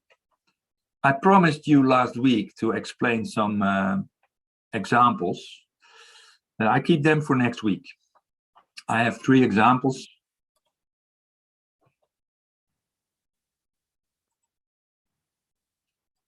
One is on coastal defense. One is a project in India. They're quite brief, and there's this Turkish cargo port where you can see all the steps, the 7 steps. And I will explain more, at least on the Turkish one, and maybe one of the other 2. Coastal defense actually is in the Netherlands. Then I had the idea for the homework. Let me just skip the part. Okay, and go to the homework slide. I skipped the projects because I will present them next week.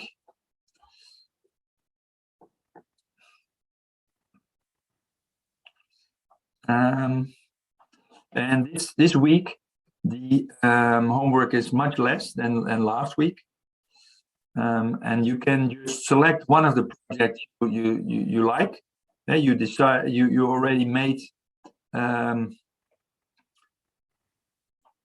this scoping, either the landfill project or the port construction. Choose the one you like best, or you think you did well, or you put the most effort in it, or whatever criteria you like to use for selecting. This is a kind of screening, the first step. Do you choose for the landfill or the port construction? Then you already did the scoping, and you did it quite well, as I thought. So then try to make a multi-criteria analysis, and that looks like this. You have the indicator for the impact, for instance, the air pollution, or the acid rain, or the smell, and you have the social impact, for instance, the bad roads and the noise from the trucks on the community. Depends a little bit if you look it from an environmental point of view or from a social point of view. And noise can affect species, but it can also affect humans. And then I think it's more like a social impact. People sleep bad at night because of the noise, for instance, has adverse effects on their health, can be social impact. I think you have these indicators for the impact. Then you have alternatives. You have the regular approach. You have an alternative with some mitigating measures, and maybe you have a second alternative with more mitigating measures, or for instance, at least it should be a plan. It should be able to do on the same level. So if you decide for an incinerator instead of a landfill, then alternative B has to be done on strategic level and not as an alternative anymore for the landfill. So you have alternative 1 perhaps next to the village. Alternative 2 is more in the rural countryside, not close to a village. So you reduce the social impact, but of course have other impacts. Try to pin something in the cell for the alternatives, and that's difficult. That's a very difficult part of environmental impact assessment, how to evaluate, how to score the impacts. And perhaps you can do that simply with, let's say, a negative impact and a positive impact or a 0 impact. And so then it's still difficult to add up all the impacts, but at least some are positive, some are negative. And by showing that alternative 1 has more positive aspects than the 0 alternative, you already make it more easy to make a decision afterwards. So you can say alternative 1 gives a plus, and then it counts for 11%. And there could be a weighing factor, but you could also make the weighing factor 1 instead, so 100%. Means every indicator is equally important.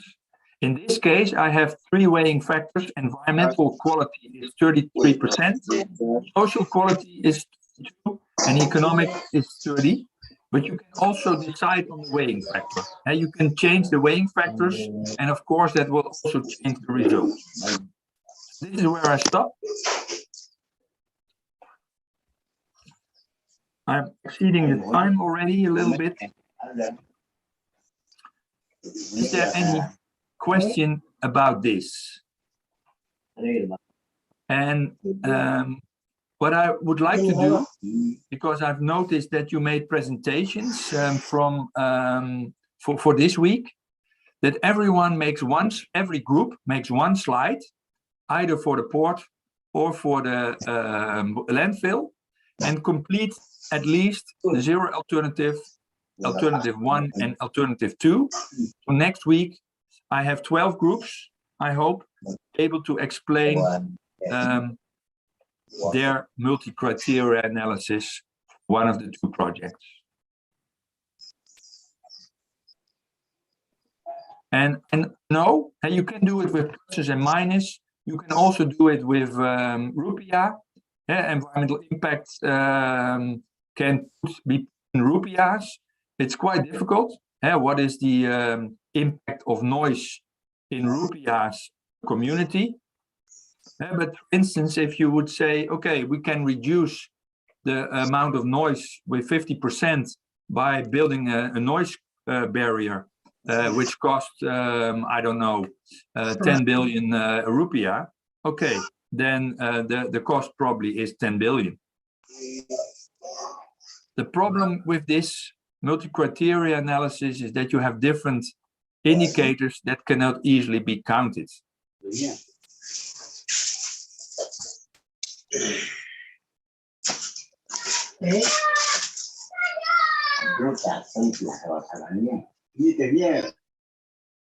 Is there anyone who likes to say something, to ask something?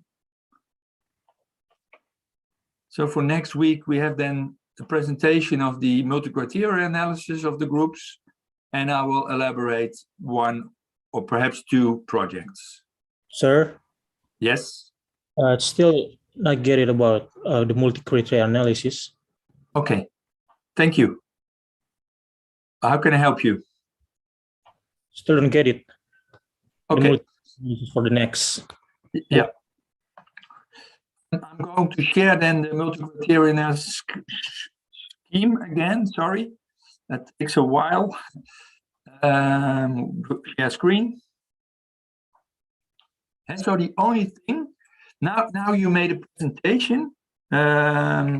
We saw your presentation of the group, and then you listed for the scoping some impacts. And you had, if I remember correctly, for the landfill, for instance, air pollution by carbon dioxide emissions and methane emissions and smell and effects on health because of mosquitoes that are often in the waste. That could be maybe a social impact. And so you have quite a long list of impacts already in the scoping from the previous assignment. And now you have to select, for instance, 3 environmental, 2 social, and 2 economical. And you put that in the first column. Ignore the weighing factor. You could put everything to 100% and ignore this because it makes it more difficult. But I will elaborate that next week. And then you have 3 alternatives. The first one is the zero alternative, and that means nothing is done. So there will be no waste, new landfill constructed. What would be the effect on the indicators? And what would be the effect on the smell? Now, if there's no landfill, there will be no smell. Or the smell will be probably all around the whole island, because if there's no landfill, no waste disposal property, then the waste is everywhere and should not be collected. And so that can have adverse effects as well. Alternative 1 could be one landfill located near a village, and the alternative 2 could be a landfill located far away from a village. This is still imaginary island with an imaginary plan for constructing a landfill. And then you try to score, to evaluate, to put into perspective in each cell the impact. Maybe the zero alternative is no impact. The first alternative near the village for noise is high impact, so you give double plus. And the alternative for the landfill in the rural area is for noise low, so no impact, 0. And this is the way I like you to score the impacts for the alternative. So you have to describe the indicators for impact, and you have described the alternatives, and then you can try to complete the metrics. That's the idea. And you can do that in several ways, but the problem is you cannot add up air pollution with noise. That is something, it's just like counting apples and pears. If I give you 2 apples and 2 pears, I can say how much fruit did I give you, and then you can say 4. But it's still 2 apples and 2 pears. And that's the problem a little bit with the environmental impact assessment. You have to evaluate different kinds of indicators towards each other. And therefore, it's a very difficult assignment, but therefore I only ask you to discuss it as a group.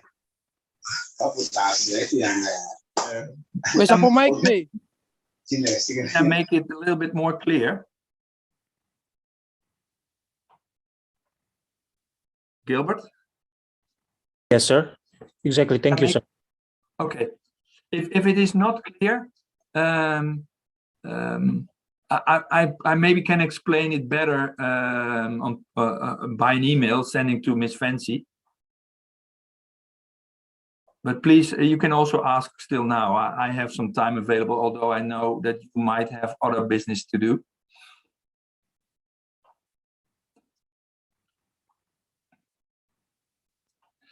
If it is too difficult, which this is really difficult, and therefore I'm doing this because reading a report about environmental impact assessment is comparing apples and pears and counting them and evaluating them. And like the example with apples and pears, some people like apples and others like pears, and therefore decision making is very difficult. But fortunately, there is also banana and pineapple. So that is a little bit the alternatives. And try to create alternative that is best on all indicators. That's the creativity actually that is required from decision makers and actually all stakeholders involved. So there usually are no project with no impact at all. That is almost impossible. But try to develop alternatives with low impact, maybe high economic impact, but low social and low environmental impact. But that, of course, requires money. Usually, that's the best way to solve it. More money gives better alternatives. But yeah, there's, like we all know, there's a limit to the money we can spend or like to spend. And this is the part of decision making that administrators, governors have to deal with. They have to satisfy communities. They have to agree with the regulations and laws, and they have not unlimited amounts of money to spend. So they have to find a balance between the pluses and the minuses. And yeah, that's the whole idea. So if you're not able to complete the multi-criteria analysis, it's not important, as long as we can have an interesting discussion about the ideas you had for completing.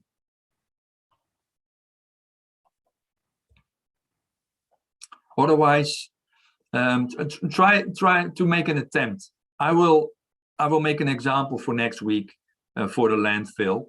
And then, of course, it's very much depending. I ask you to do 7 indicators, but in real there might be 20, which make it even more complex.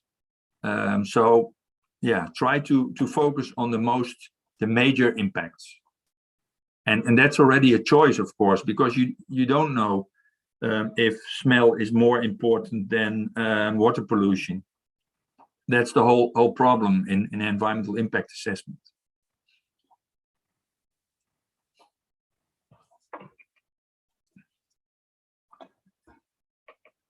This is a step towards cost-benefit analysis, social cost-benefit analysis.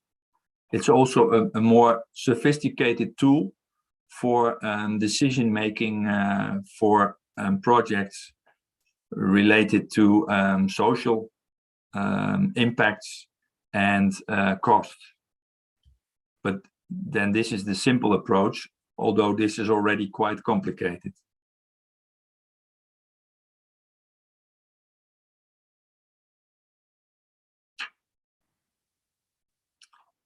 I think I will make a short example, not completely, but then I'll send it to Ms. Fancy to give you some idea on how to complete it. I will do that this afternoon. Then once again, I'd like to thank you all for attending.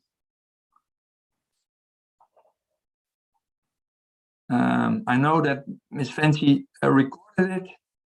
So for those of you who like to see some parts back, but as a promise, I will send you an example of the multi-criteria analysis for, let's say, the solar power plant. So otherwise it becomes too easy for you, although I know it's difficult. It's not, I was impressed by the quality of the work, like I said before, that was sent to me for the scoping assignment last week. Environmental impact assessment is like I said, it's about choosing, selecting, understanding, like in many cases, and in the end, decision making. It's a tool for decision making. So yeah, I just want to put you a little bit in this position to make it difficult for you, and then just be creative and think how you can evaluate different impacts towards each other and come up with a score, a result, a decision even. Thank you for now. I'm going to work on the example and send it to you, and I hope tomorrow you will have it in order to be able to make one slide for next week for which you can elaborate on the alternatives and the scores, and then I look forward to that. See you back next week, 5 p.m. I think it is. Again, just like this time.